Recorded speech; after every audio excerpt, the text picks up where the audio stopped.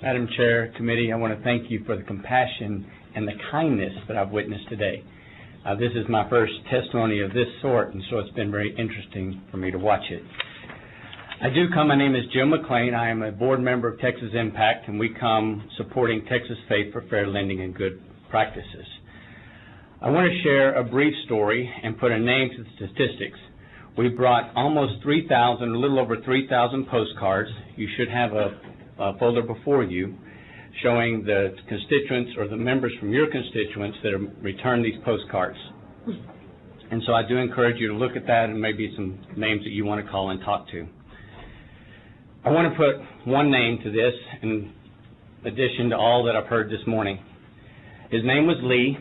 I met Lee because he picked up cans up and down my street. We developed a relationship. After a little while, Lee came in and said, "Hey, I'm applying for Social Security disability." And I thought, well, okay. And he came in and said, "They're going to approve me, but I have to have a payee," which let me know that it was because of mental conditions that he was getting his disability. I became his payee. We set up a budget. I gave him an allowance. And so one of the first things Lee did with his allowance was go out and buy a weed eater and a leaf blower. He started a yard business.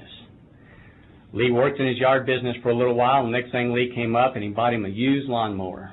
So now he's got a weed eater, a lawnmower, and a leaf blower. Well, Lee kept continuing working, and evidently one of his clients had an old truck in the back, and he continued working through the summer. And as we come through the summer, he's got a weed eater, a leaf blower, a lawnmower, and a pickup truck. And he comes in and says, "I'm going on vacation." I said, "Well, Lee, you get your allowance. You can go with what you want to." "No, I've got some money in the mail." I said, "Okay, well, as your payee, I need to have all of your checks sent to me. I get your checks already. I need to have your bills sent to me because you've been bringing them in."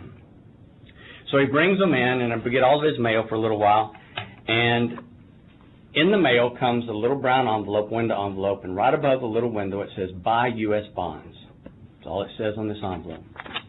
When I opened the envelope to see if it was a bill or what it looked like a check, and there was some paperwork back behind it, and I started to just throw it away, knowing it was one of these loan advertisements. I didn't. A couple of weeks later, I get a bill from one of these payday loan or something similar. I don't know exactly what it was. He had taken out a $400 loan and was to pay $100 a month for 6 months. Here today, I understand that was a really good rate, just simply 100%. Well, unfortunately, Lee got in trouble on his vacation, ended up a guest of the state of California for an extended period of time, and so when they called me to collect the loan, I asked for the paperwork. After I eventually got the paperwork and saw exactly what it was all about, I simply wrote a check out to them for the amount and wrote in there, added the total amount, added 1.5% interest, which I thought was fair, wrote in the memo column, paid in full. On the back, if you cash this check, you accept the terms, it is paid in full. 2 weeks later, I got a phone call. They asked for his location. I gave him his bed number. They said, "That sounds like it might be difficult to get a hold of him." I said, "Yes." And they said, "Well, we'll go after his roommate." I said, "I don't want to hear that you've ever called."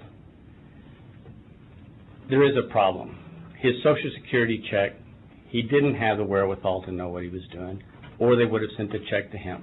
He had a payee, but somehow, what method he used, he was able to get a loan, and once he bottomed out again, I closed out his Social Security benefits, notified the Social Security office, and I suppose someday he started the cycle over again.